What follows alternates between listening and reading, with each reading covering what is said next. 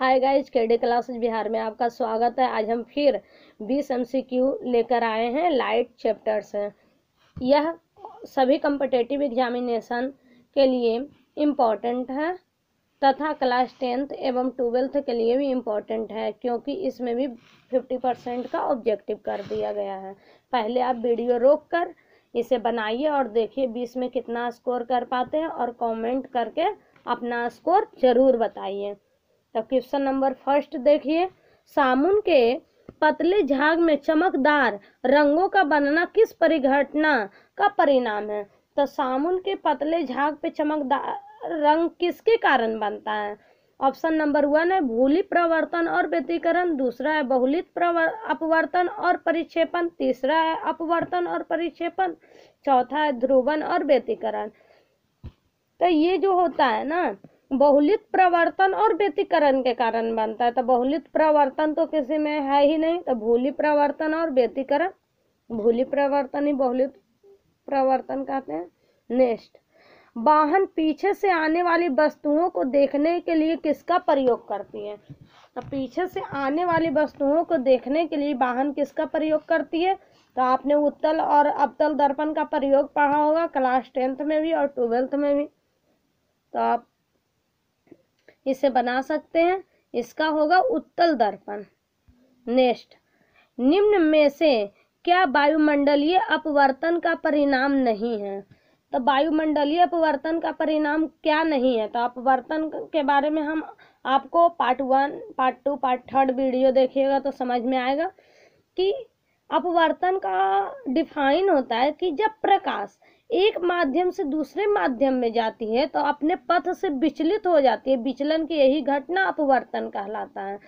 तो यदि कोई वस्तु अपनी स्थिति से विचलित दिखाई दे तो अपवर्तन की परिघटना उसमें होगी, और विचलित दिखाई ना दे तो अपवर्तन की परिघटना नहीं होगी। तो इसमें बोल रहा है अपवर्तन का परिणाम नहीं है। तो सूर्य अपने वास्तविक उदय से 2 या 3 मिनट पहले दिखाई देता है, यह अपवर्तन है। सूर्य का सूर्यास्त के समय लाल दिखाई देना, तो कलर वाला बताए थे प्रकीर्णन पे काम करता है, तो यही होगा कि अपवर्तन के कारण नहीं, लाल दिखाई देना क्या प्रकीर्णन के कारण। रात के समय तारों का टिमटिमाना भी अपवर्तन का ही उदाहरण है, और सूर्य का आकाश में अपनी वास्तविक ऊंचाई से अधिक ऊंचाई पर दिखना भी अपवर्तन के कारण ही संभव है। नेक्स्ट, रोगियों के दांत देखने में दंत चिकित्सकों द्वारा प्रयुक्त दर्पण होता है। यानी रोगियों का दांत देखने के लिए डॉक्टर किसका इस्तेमाल करता है? तो इसमें क्या है, प्रतिबिंब क्या बनना चाहिए? बड़ा बनना चाहिए। तो बड़ा प्रतिबिंब किस में बनता है? अवतल दर्पण में, वास्तविक बड़ा। नेक्स्ट, वाहनों के अग्रदीपों में किस प्रकार का दर्पण लगा हुआ रहता है? वाहनों के अग्रदीप में किस प्रकार का दर्पण लगा हुआ रहता है? तो परवलयकार, परवलयी दर्पण। नेक्स्ट, दाढ़ी बनाने के लिए काम में लाते हैं, तो दाढ़ी बनाने के लिए कौन सा दर्पण काम में लाते हैं? तो अवतल दर्पण, क्योंकि इससे बड़ा और वास्तविक प्रतिबिंब बनता है। नेक्स्ट, इनमें से कौन सही है? तो इनमें से कौन सही है? तो 4 ऑप्शन है आपके सामने, देख लीजिए। तो आप लेंस सूत्र जानते होंगे, 1/v - 1/u बराबर 1/f। ऐसा ऑप्शन नहीं है। फर्स्ट नंबर है 1/u - 1/v, लेकिन होता क्या है 1/v - 1/u बराबर 1/f। लेंस सूत्र है। और दर्पण सूत्र है 1/v + 1/u बराबर 1/f। तो प्लस में तो क्रम विनिमय नियम पढ़ा होगा कि a + b रहे मैथ में, चाहे b + a रहे, बात बराबर होता है। तो ऐसे ही 1/v + 1/u रहे, चाहे 1/u + 1/v रहे, बात बराबर है। तो अब आपको आंसर मिल गया होगा, सी ऑप्शन। क्या होगा? सी ऑप्शन, दर्पण सूत्र से।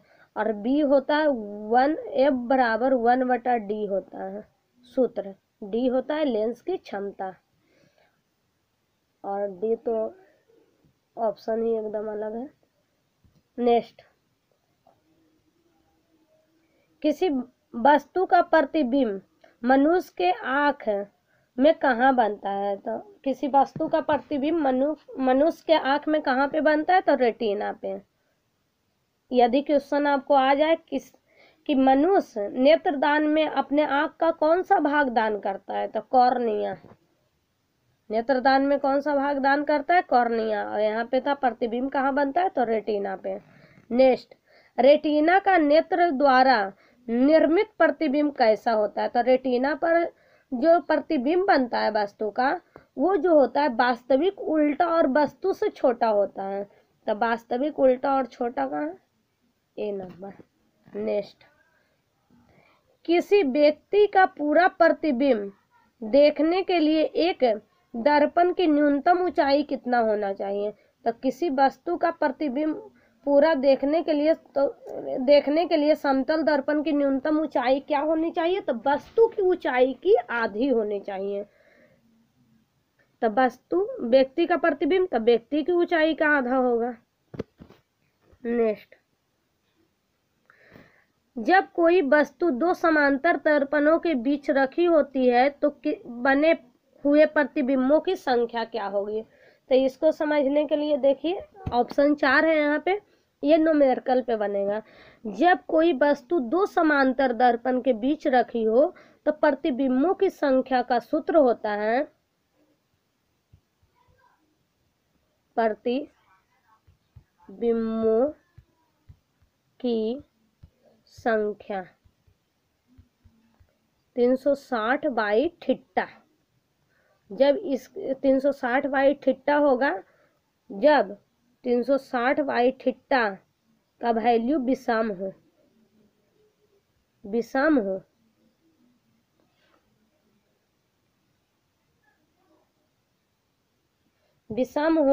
तब 360 बाई थीटा का वैल्यू विषम हो तो प्रतिबिंबों की संख्या क्या होगी? 360 बाई थीटा। लेकिन जब 360 बाई थीटा सम हो तब प्रतिबिंबों की संख्या 360 बाई थीटा -1 होगा। याद रखिएगा, 360 बटा थीटा का वैल्यू विषम होगा तो प्रतिबिंबों की संख्या 360 बाई थीटा होगा। यदि 360 बाई थीटा का वैल्यू सम होगा तो प्रतिबिंबों की संख्या 360 बाई थीटा -1 होगा। आप कॉपी में नोट कर सकते हैं। तो यहाँ पे क्या है? दो समांतर रखा हुआ है। कैसे रखा हुआ है? समांतर। तो समांतर रेखा के बीच का कोण कितना होता है? 0 डिग्री होता है। तो प्रतिबिंबों के 360 बाई थीटा, थीटा के जगह 0, तो 360 बाई 0 इक्वल टू इन्फिनेटिव, यानी कितना प्रतिबिंब बनेगा? अनंत। नेक्स्ट, दो समतल दर्पणों को 90 डिग्री के कोण पर रखा जाता और उसके मध्य एक मोमबत्ती जल रही है, तो दर्पण में मोमबत्ती के कितने प्रतिबिंब बनेंगे? तो दो समतल दर्पण को कितना, यानी थीटा का वैल्यू यहाँ पे 90 डिग्री है, तो देखते हैं 360 बाई थीटा प्रतिबिंबों की संख्या का सूत्र होता है 360 बाई 90, यानी 4 आया।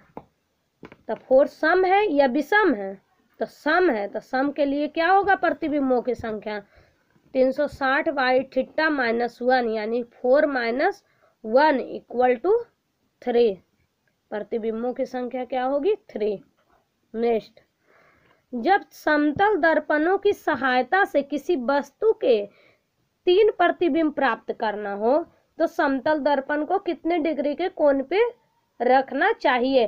तो इसका जस्ट पहले देखिए 90 डिग्री के कोण पे रखा हुआ था तो 3 प्रतिबिंब प्राप्त हुआ था, यानी 90 डिग्री। नेक्स्ट, यदि एक व्यक्ति दो समतल दर्पण को 60 डिग्री कोण पर आनत है, यानी दो समतल दर्पण 60 डिग्री के कोण पे रखा हुआ है और उसके बीच वह व्यक्ति खड़ा हो जाएगा तो उसका कितना प्रतिबिंब दिखेगा?